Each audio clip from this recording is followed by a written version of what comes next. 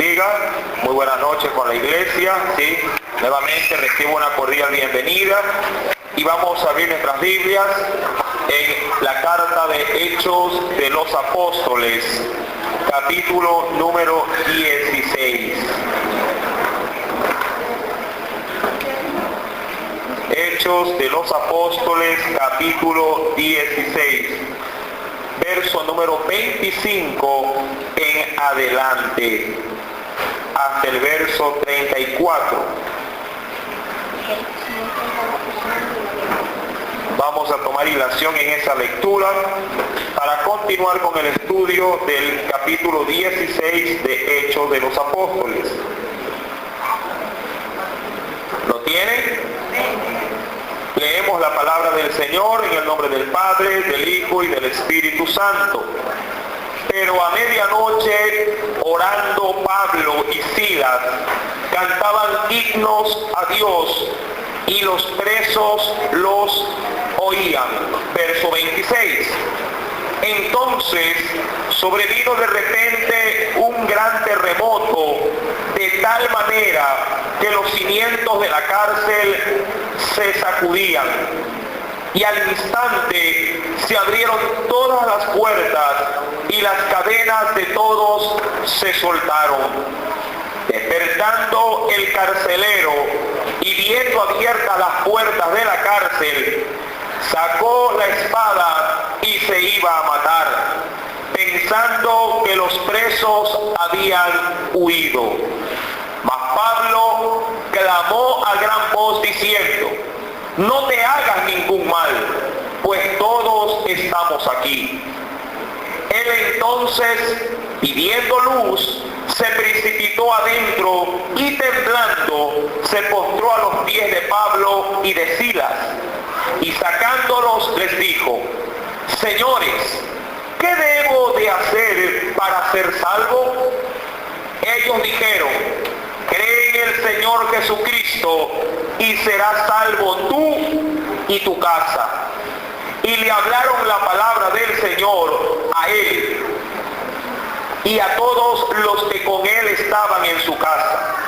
Y él, tomándolos en aquella misma hora de la noche, les lavó las heridas y enseguida se bautizó con él con todos los suyos. Y llevándolos a su casa, les puso la mesa y se regocijó con toda su casa de haber creído a Dios. Amén. Oremos en esta preciosa noche. Padre, en el nombre de Jesús de Nazaret, gracias te damos nuevamente porque a usted le ha placido en este tiempo tenernos en su casa para poder, Dios mío, asimilar la enseñanza de tu palabra. Sé propicio, oh Dios, a las necesidades de cada uno de tus hijos. Permítenos, mi Dios, por medio de la enseñanza de la Escritura, encontrar en nuestros corazones el alimento que tú has preparado. Señor, toma nuestros pensamientos, toma cautivo, Dios mío, todo nuestro ser. Sujétalo a ti para que nada nos distraiga, para que nada nos haga perder en esta noche la bendición que tú has preparado. Así también bendice a nuestros niños que están recibiendo enseñanza bíblica en este día. En el nombre de Jesús te damos gracias, Señor. Amén y amén. El texto que hemos leído fue ya motivo de estudio el día jueves anterior. Y simplemente como para sacar en limpio el proceso de este capítulo 16, bien podríamos decir que todo lo que el enemigo, todo lo que el diablo o Satanás le había preparado para Pablo, para Silas, sí fue revertido con el poder del Señor. Tenemos que tener en cuenta que Pablo y Silas se encontraban presos. Tenemos que considerar que la condición con la que habían sido tratados, sí, era infrahumana. Habían sido golpeados, azotados, dice la Escritura en versos anteriores, sí, azotados con varas hasta el cansancio. Pese pese a todo esto, sin juicio alguno, fueron condenados a la cárcel y encerrados por el mismo carcelero en la última celda, en lo más profundo de ese lugar. Pero esa condición en la que fueron tratados en modo alguno empañó la búsqueda de estos dos siervos. Por el contrario, la Escritura sí narra también que ellos no paraban de orar y de cantar himnos a Dios, obviamente agradeciendo aún la pésima situación que estaban pasando. Esto provocó en los cielos que su oración y su cántico fuera oído, y Dios por su parte envió un gran terremoto en aquel lugar y las celdas fueron abiertas. Pero ningún preso escapó. Se decía la semana anterior que para todo custodio de presos se pagaba con la muerte si uno de ellos escapaba.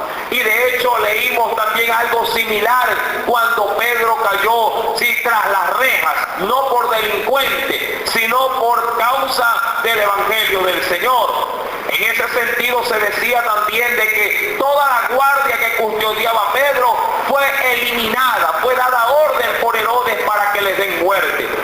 El carcelero por su parte quiso matarse al ver que las celdas estaban abiertas, pero una voz desde adentro le dijo: no lo hagas. Este hombre con temor y temblor vino a los apóstoles de acuerdo al relato bíblico, se postró delante de ellos, quiso recibir a Jesús en su corazón y no solamente esto, sino que aún más accedió con el bautismo. Ahora bien, ¿qué dice la Escritura en esta noche del verso 35 en adelante? Textos que son motivo ya de estudio en esta hora. Cuando fue de día, los magistrados, recuerde que ellos habían dado la orden para arrestarlos, los magistrados enviaron alguaciles a decir, ¿a quién? Al carcelero. ¿Qué le mandaron a decir? Suelta a aquellos hombres. Y el carcelero hizo saber estas palabras a Pablo: los magistrados han mandado a decir que se os suelte, así que ahora salid y marchaos en paz. Algo importante había sucedido, un milagro. ¿Cuál era el milagro? Ellos habían sido puestos, recuerden, en la cárcel, y era obvio que estaban ahí no solamente por la acusación, diría yo, injustificada de un hombre que alborotó la ciudad porque se vio perjudicado económicamente cuando de su criada se le expulsó un espíritu de adivinación, sino que ahora, mi amado hermano, Dios había revertido todo castigo posterior o sentencia posterior, dando libertad de manera inmediata. ¿Por qué digo que hubo un milagro? Porque si al carcelero se le hubiese dicho: traer a estos hombres, sácalos de la cárcel para hacer juicio, de seguro el carcelero habría de pagar con su vida. La que, en este caso, que Pablo y Silas hayan sido puestos de manera arbitraria en libertad por el carcelero. Digo esto, amado hermano, porque la Biblia dice en el verso número, véngalo por favor al verso 34, que el carcelero llevó a Pablo y a Silas ¿a dónde? A su casa. Amén. Del cual dice la Biblia, les puso la mesa y se regocijó con toda su casa de haber creído a Dios. Es decir, que Pablo y Silas ya no estaban en la cárcel. Habían sido trasladados a la casa del carcelero. Pero Dios de alguna manera movió también a las autoridades de aquel lugar en Tesalónica. ¿Para qué? Para que puedan ser puestos en libertad y también la vida del carcelero quede exento de cualquier tipo de juicio, y aún más si fuese de manera extrema haber sido muerto, porque los presos bien pudieron haberse escapado. Versículo número 36. Y el carcelero hizo saber estas palabras a Pablo. Los magistrados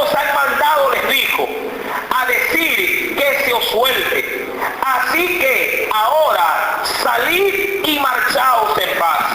Verso 37. Pero Pablo les dijo, después de azotarnos públicamente, sin sentencia judicial, siendo ciudadanos romanos, nos echaron en la cárcel. Ahora recuerden, este acto que se hizo con estos dos fue un acto deliberado, fue un acto, como les venía diciendo, que sobrepasó los límites de la justicia. No hubo juicio, no hubieron testigos, no hubo de alguna manera una audiencia, simplemente hubo una acusación, hubo azote y hubo de manera inmediata cárcel, sin ningún tipo de averiguación. Y Pablo, de manera, diría yo, ya humana, estaba totalmente opuesto a que se los haya tratado de tal manera. Verso número 37. Después de azotarnos públicamente, sin sentencia judicial, siendo ciudadanos romanos, nos echaron en la cárcel. Y ahora nos echan encubiertamente, es decir, de manera secreta. No, por cierto, sino vengan ellos mismos, ¿a qué? A sacarnos. Versículo 38. Y los alguaciles hicieron saber estas palabras a los magistrados, los cuales tuvieron miedo al oír que eran romanos. Verso 39. Y viniendo, ¿quiénes? Los magistrados les rogaron y sacándolos les pidieron que salieran de la ciudad. Entonces, saliendo de la cárcel, entraron en casa de Lidia y habiendo visto a los hermanos, los consolaron y se fueron. Algo importante que tenemos que resaltar en este capítulo 16, en la parte final. Amados hermanos, la Biblia nos declara que todo hijo de Dios, toda hija de Dios, todo ser humano, no solamente está regido por la ley divina, sino también por las leyes terrenales. Y usted y yo tenemos que entender, mi amado hermano, que las leyes terrenales nos asisten, es decir, tenemos derecho de poder usarlo cuando es necesario. Yo sé y entiendo, sí, que muchos cristianos prefieren dejar muchas causas, sí, en la mano de Dios. Muchas cosas en la mano de Dios. Que el marido le pega, en las manos de Dios. Que de pronto hay adulterio, en las manos de Dios. Que de pronto el padre de manera indolente se va de la casa y no le pasa para la comida de los hijos, en las manos de Dios. Ahora, yo no digo que esto está mal. Yo no digo que esta situación no se la pueda asimilar de esta manera. Pero usted tiene que comprender, mi amado hermano, que la ley dada por Dios, que es para su pueblo, también, amado hermano, tiene un sostén, por así decirlo, jurídico, un sostén legal, que también ampara al pueblo de Dios cuando el hombre no quiere someterse a dichas leyes. Digo esto, amado hermano, por la actitud y la reacción que Pablo mostró frente, sí, a la forma en que se lo quería dejar libre. A él no le pareció, no era capricho. Bien, Pablo pudo haber dicho, bueno, me sacaron de la cárcel, qué bueno, vámonos. Pero Pablo se resistió a irse, porque él había entendido que una ley se había quebrantado, una ley se había dejado a un lado y ahora se trataba de solapadamente tapar esa falta y dejar que ellos se vayan. ¿Para qué? Para que no haya reproche alguno en cuanto a un mal proceder. Venga por favor conmigo a la Escritura y veamos de manera un poco más amplia aquello que estamos en esta noche tratando.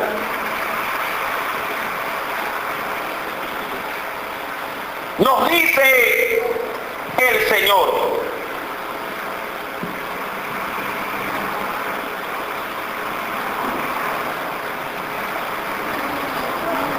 vayamos a varios textos bíblicos. El primero,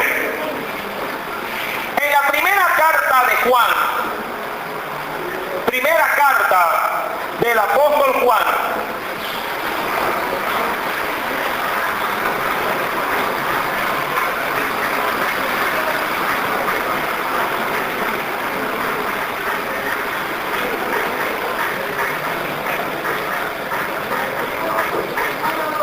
Capítulo número 3. Primera carta de Juan, capítulo número 3.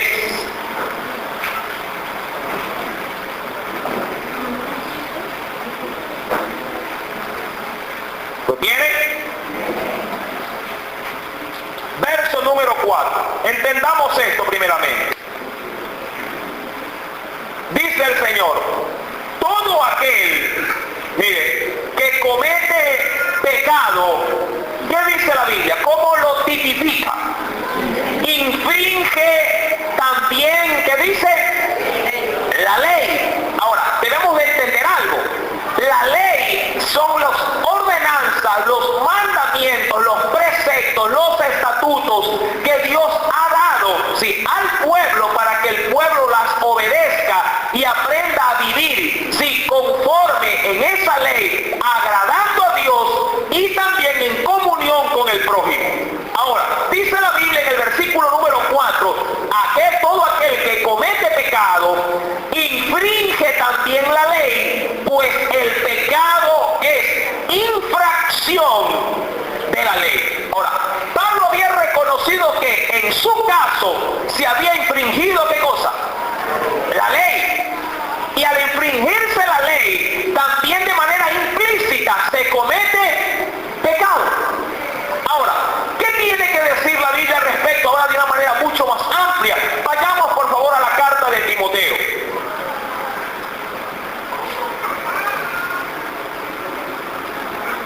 Primera de Timoteo. Primera carta de Timoteo. Capítulo número 1.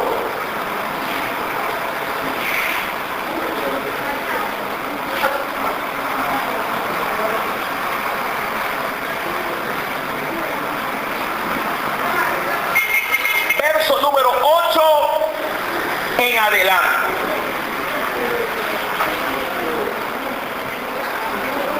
Verso 8 en adelante. ¿Lo tienen? Dice el Señor, pero sabemos que la ley, óigalo bien, es, ¿qué cosa?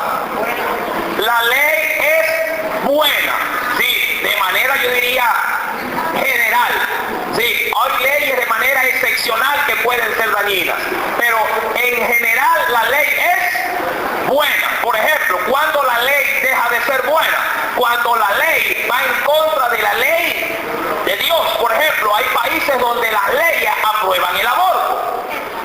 Es ley, pero el hecho de que sea ley no significa que esa ley o esa norma dentro de la ley sea buena.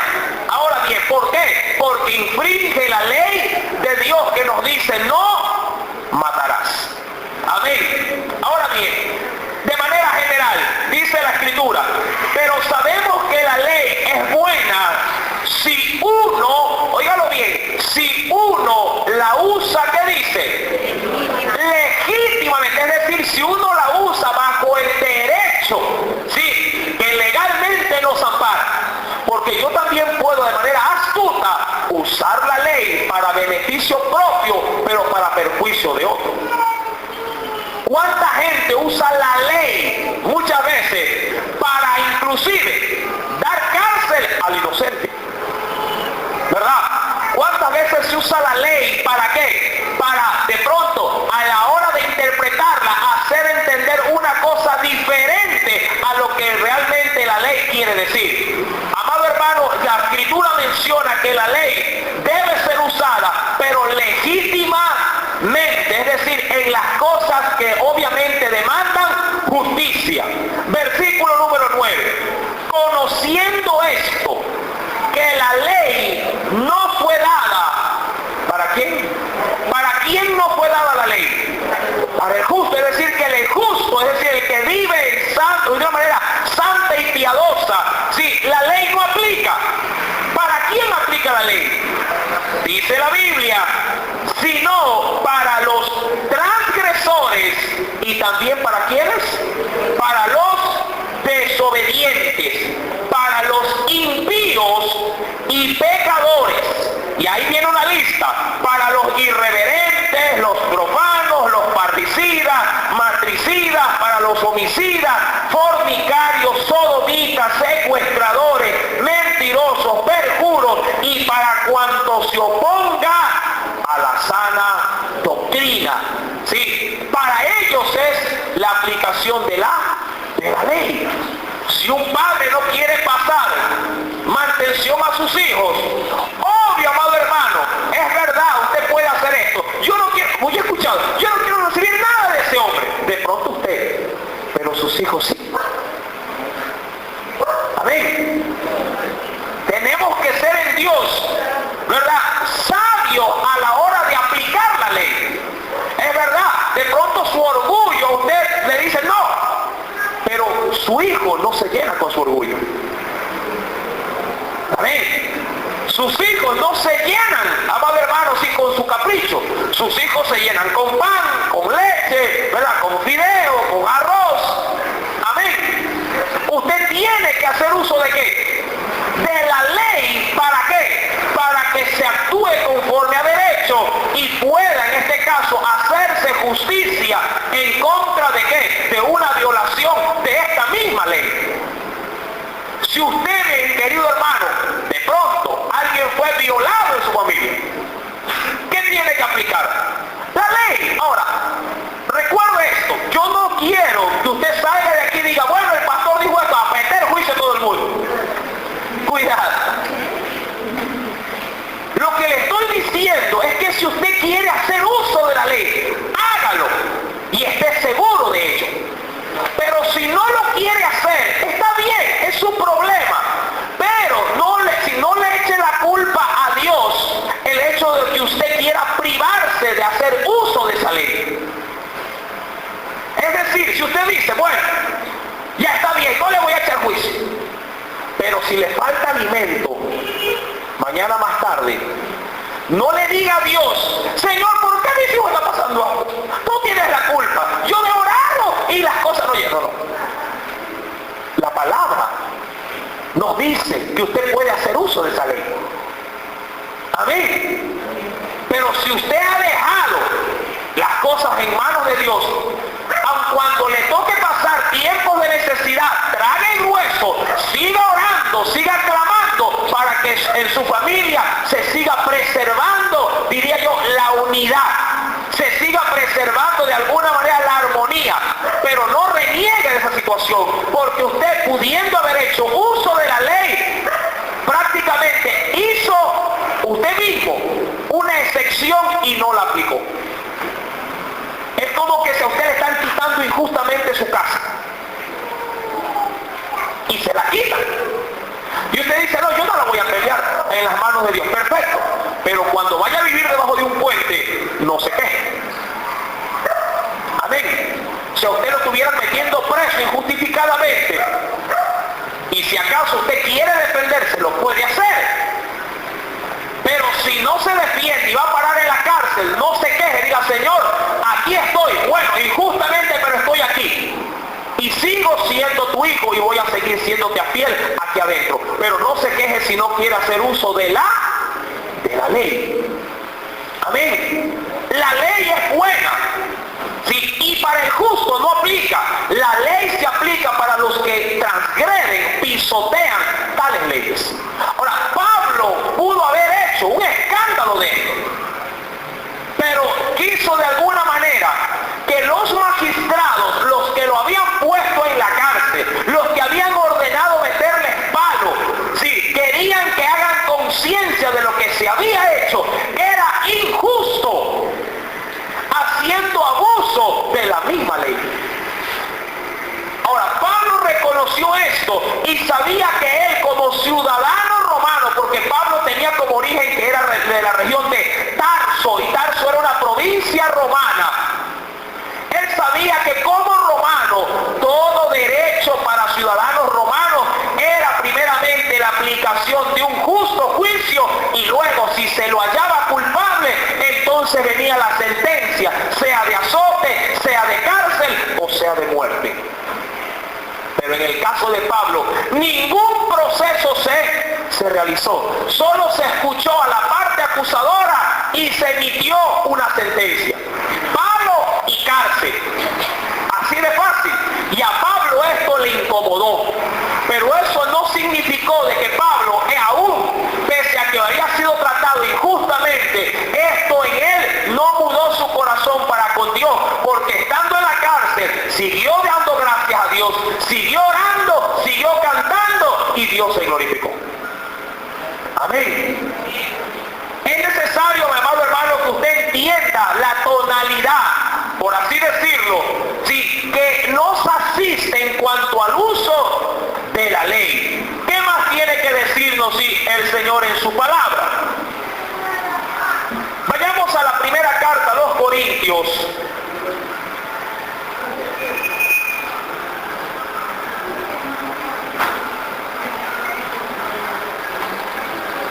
Capítulo 9. Primera carta a los Corintios.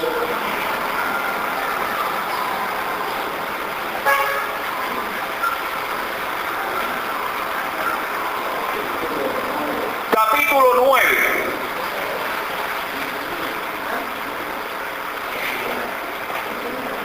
Verso 20 al 21. El mismo Pablo, mire, cuando, diría yo, de manera estratégica quería hacer uso de la aplicación de la ley, la hacía, pero asimismo cuando no la quería hacer, se abstenía de ella. Verso 20, dice Pablo, me he hecho a los judíos como judíos, ¿para qué? Para ganar a los judíos. A los que están sujetos, dice ella, ¿a qué? A la ley, en que eso refiriéndose a la ley mosaica. Aunque yo no esté sujeto, y ahí lo aclara, aun cuando yo, dice Pablo, no estoy sujeto ¿a qué? A la ley. ¿Por qué? Porque la ley fue dada ¿para quiénes? Para los transgresores de la ley. ¿Sí? Aunque yo no esté sujeto a la ley, como sujeto a la ley, para ganar a los que están sujetos a la ley, a los que están sin ley, es decir, a los que no los rige la ley, como si yo estuviera también como sin ley. Y ahora dice lo contrario, no estando yo sin ley de Dios, sino bajo la ley de Cristo, que es la ley de la gracia. Amén. Recuerde que en la ley de la gracia de Dios, sí, el hombre, si bien es cierto, es libre, pero al mismo tiempo es esclavo de su Señor. Porque sabe que la libertad que tenemos en Cristo no es una libertad para que, diría yo, para que la carne, sí, se aproveche y de alguna manera se contamine en esa libertad. Como muchas sectas de hoy, sí, que hoy en día profesan ese tipo de libertad. Como somos libres por la gracia, dicen muchos, sí, la carne puede hacer lo que sea, mientras mi espíritu se mantenga sin mancha. Ahora bien, termino con esto, con respecto a la ley.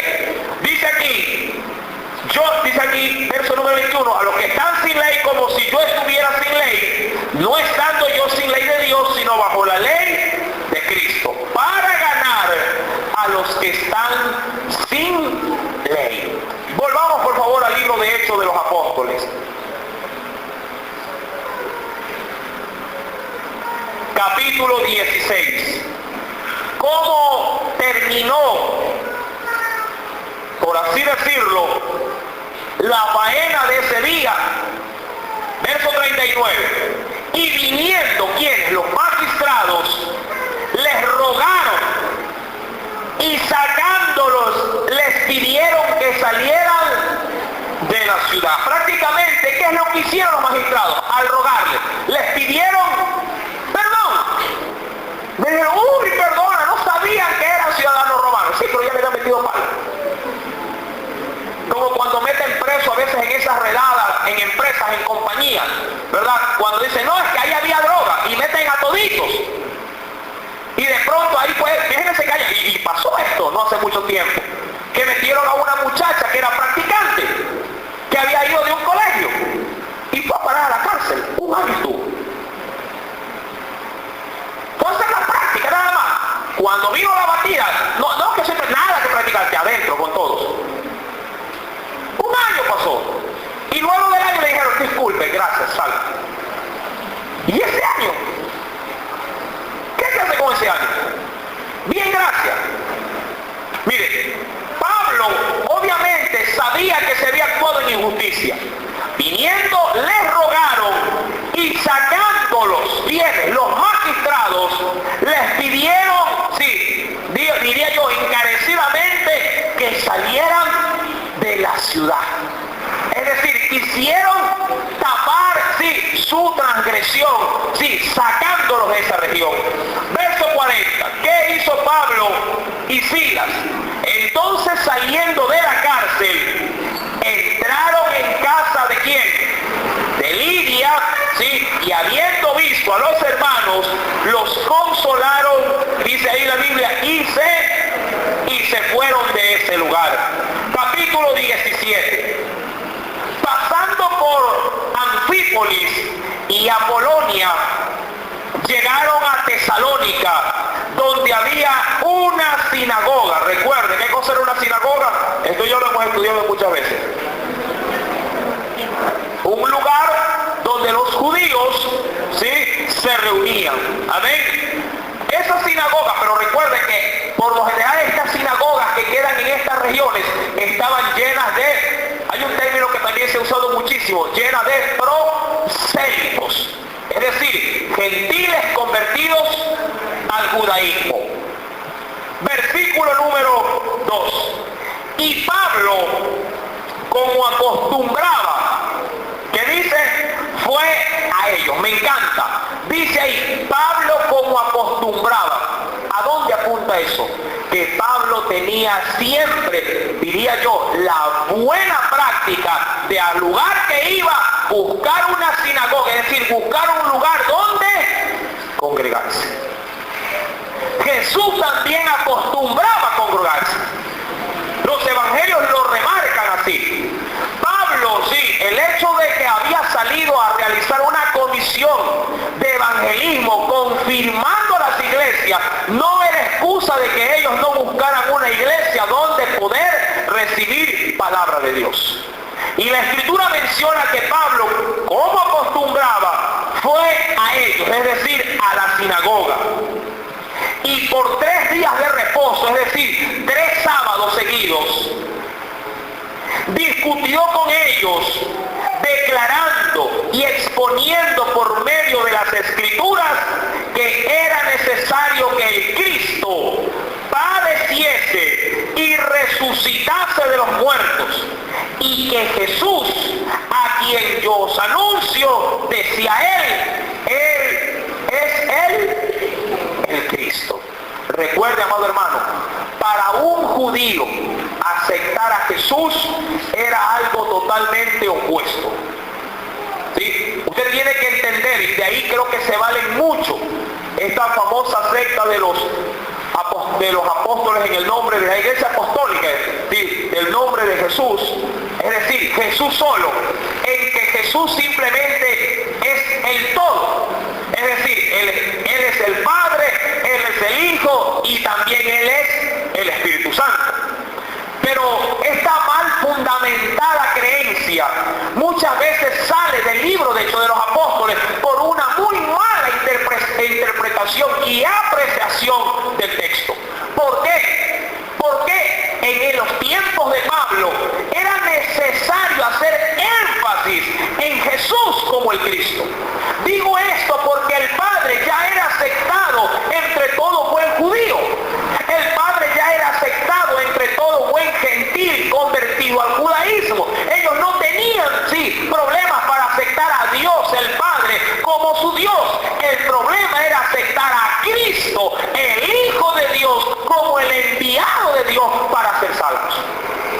Y es por eso que en muchos textos bíblicos siempre se remarca la postura de que acerca de Jesús, de que todo era en el nombre de Jesús, en el nombre de Jesús, pero se lo hacía para que la gente acepte al Hijo de Dios, no para que rechazara las soberanía, sí, o diría yo, la persona del Padre.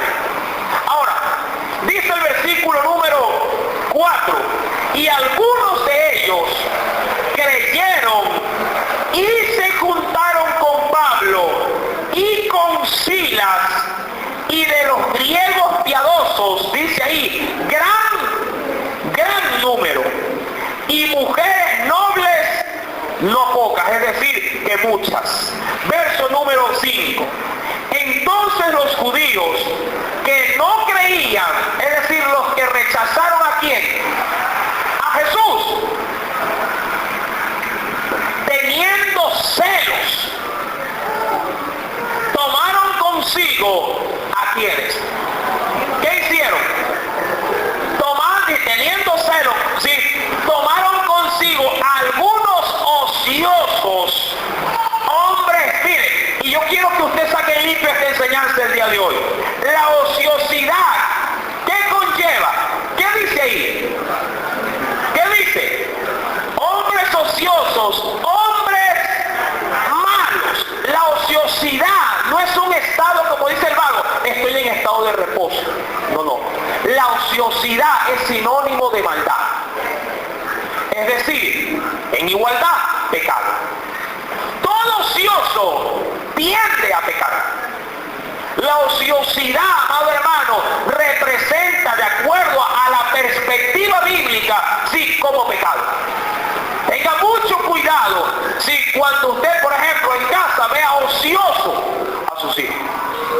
La ociosidad siempre fragua en la mente, sí, el buscar cosas, diría yo, malas, perversas.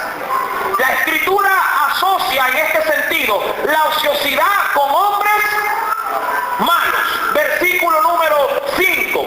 Y juntando una turba, alborotaron la ciudad y asaltando, es decir, arremetiéndose de manera violenta, eso es asaltar, asaltando la casa de quién, de Jasón. Jasón era un siervo, sí, convertido en este caso a Cristo. Procuraban sacarlos al pueblo. Ahora, todo esto fue origen de qué? Porque hubo, dice la Biblia, celos. ¿Celos de qué? ¿Celos de qué?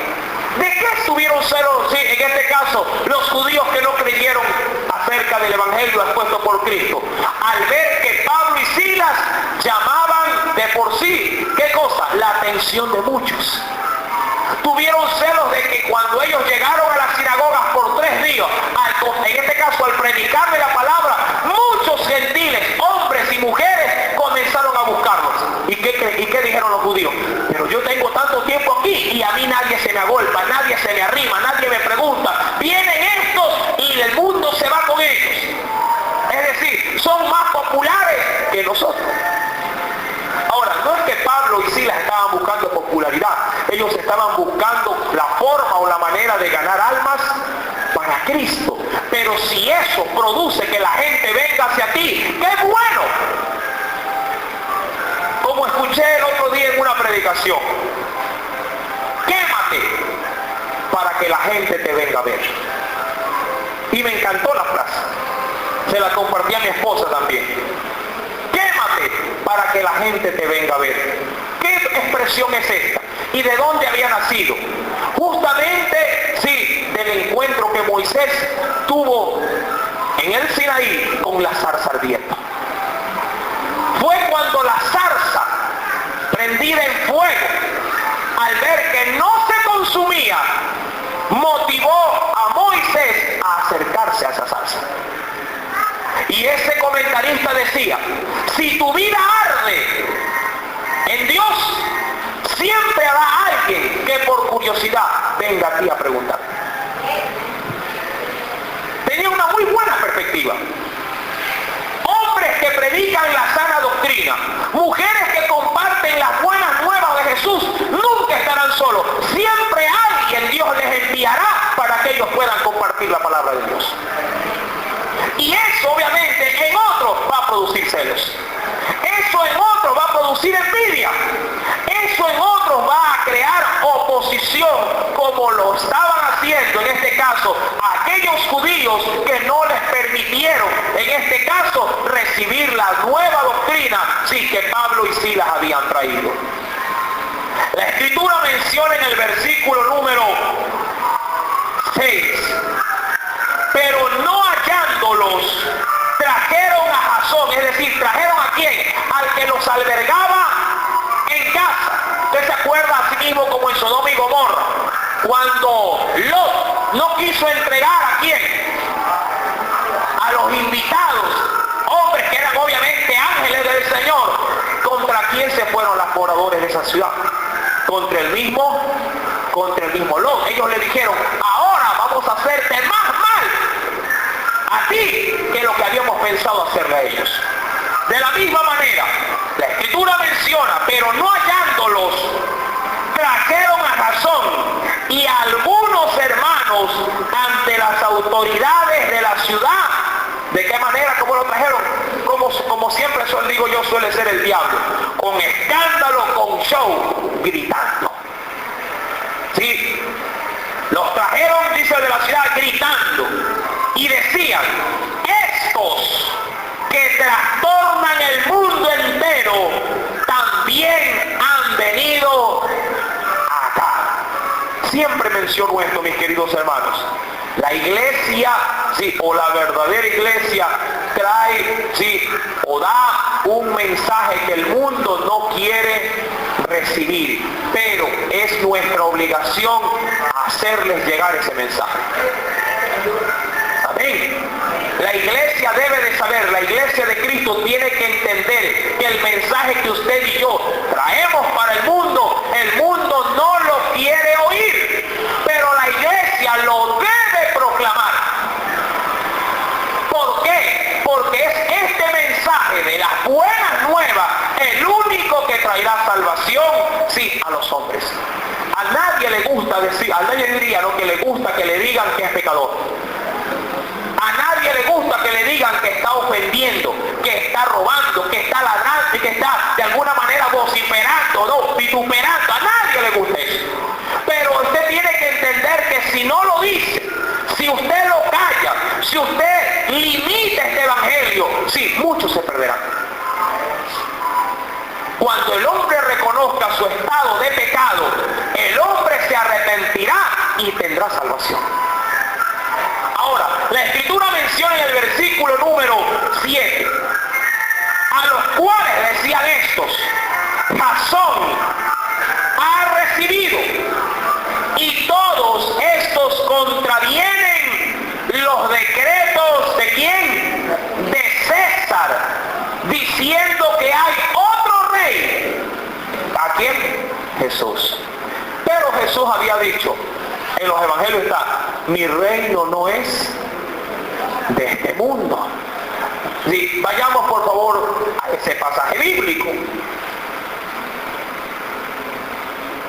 Veamos qué nos dice la Escritura.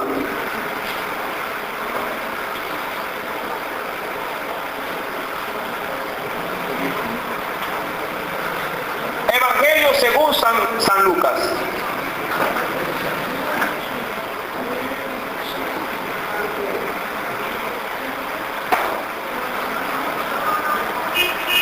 Vayamos a varios textos.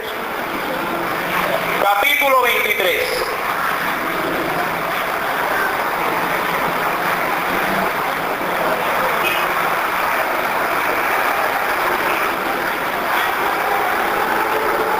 ¿Lo tiene? Evangelio de Lucas, capítulo 23.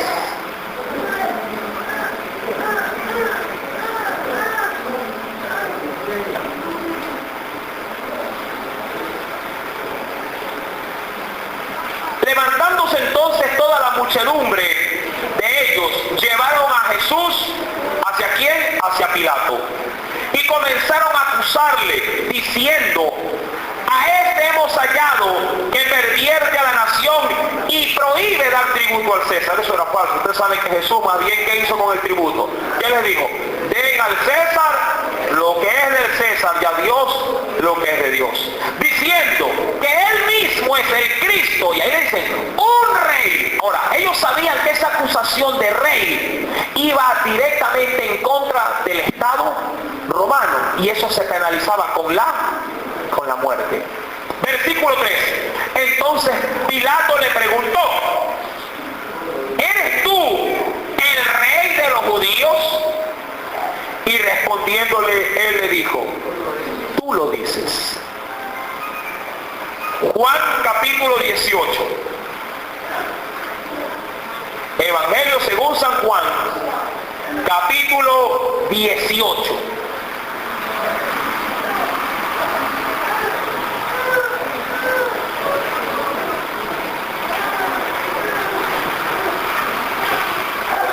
¿Lo tienen?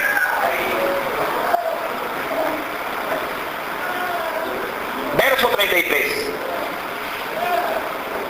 33.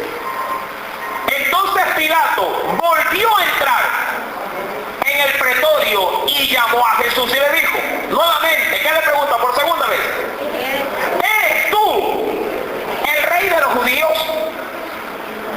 Jesús le respondió: ¿dices tú esto por ti mismo o te lo han dicho otros de mí? Pilato le respondió: ¿soy yo acaso judío? Es decir, ¿soy yo acaso de alguna manera, qué cosa? ¿Tu súbdito? Tu nación y los principales sacerdotes te han entregado a mí. ¿Qué has hecho? Respondió Jesús, y ahí le va la mano. ¿Qué le dice? Mi reino, ¿qué dice? No es de este mundo. Si mi reino fuera de este mundo, mis servidores pelearían para que yo no fuera entregado a los judíos. Pero mi reino no es de aquí. Obviamente cuando Pablo y Silas predicaban de Jesús, hablaban de un reino, pero también hablaban de un reino. Y todo reino que predica un cristiano no es de terrenal, porque usted sabe que la carne y la sangre no heredarán, sí, el reino de los cielos. Lo que es de la carne, carne es, dice la Biblia, y lo que es del espíritu, espíritu es. Volviendo a Hechos para concluir, Hechos 17, verso número 7. Hechos 17:7, a los cuales Jasón ha recibido y todos están contraviniendo los decretos de César, diciendo que hay otro rey, Jesús. Y alborotaron al pueblo y a las autoridades de la ciudad, oyendo estas cosas. Pero obtenida fianza, es decir, tuvieron que pagar ¿qué cosa? Una multa de Jasón y de los demás, lo soltaron. Ahora entienda, mi amado hermano, hasta dónde puede provocarse, ¿sí?, un escándalo, hasta dónde puede, diría yo, conllevar, por así decirlo, ¿sí?, el malestar de un pueblo, de una nación, cuando existe, amado hermano, envidia de por medio. Cuando existe gente dispuesta a seguir la envidia, en este caso de hombres ociosos, hombres malos, que dieron ¿qué cosa? Oído a la envidia de estos. Usted, amado hermano, usted y yo tenemos que saber que en el caminar de este evangelio, si usted va de acorde a las disposiciones que Dios nos ha dado por medio de su palabra, siempre en su caminar va a haber gente que lo va a envidiar, va a haber gente que se va a escandalizar de usted, habrá gente que le hará problemas, habrá gente que le va a hacer obstáculos, habrá gente que le pondrá todo tipo de tropiezos, pero usted y yo no somos de los que paramos ante estos obstáculos, sino que proseguimos hacia el blanco, hacia Jesucristo. Amén. Entendamos que una vida cristiana bien llevada será una vida difícil de vivirla, pero amado hermano, no será imposible que el evangelio pare, sí, cuando el cristiano está bien agarrado del Espíritu de Dios. Amén. Oremos en esta noche y démosle gracias a nuestro Padre Celestial. Padre, en el nombre de Jesús, nuevamente tu palabra ha sido, Señor, manifestada tal cual como ella está escrita, Señor, en tu palabra. Te pido en este tiempo que tú bendigas, Señor amado, por medio de esta palabra, las vidas, mi Dios, que se han dado cita en esta iglesia. Padre, que el mensaje haya sido suficiente para que ellos hayan entendido, mi Dios, que tú quieres mucho más de nosotros, más trabajo, más responsabilidad, más compromiso, Señor, en tu obra. Asimismo habrán más obstáculos, habrán, Señor mi Dios, más dificultades, pero de todas ellas tú nos sabes librar. Señor amado, permite que cada uno de tus hijos puedan, Señor, cada día volver a florecer en ti. Así como cada día la flor muestra su hermosura en los campos, así también, Señor, cada hijo tuyo, cada hija tuya, Señor, pueda también, Señor, de sus labios manifestar el mensaje glorioso de este bendito evangelio. Va a haber oposición, pero también, mi Dios, mayormente actuará el que es poderoso en nosotros para librarnos, si fuera posible, aún hasta de la misma muerte. Gracias, Padre, Hijo y Espíritu Santo de Dios. Amén y amén. Que Dios bendiga a la iglesia del Señor en esta noche. Amén. Alabamos y bendecimos el nombre de nuestro Señor.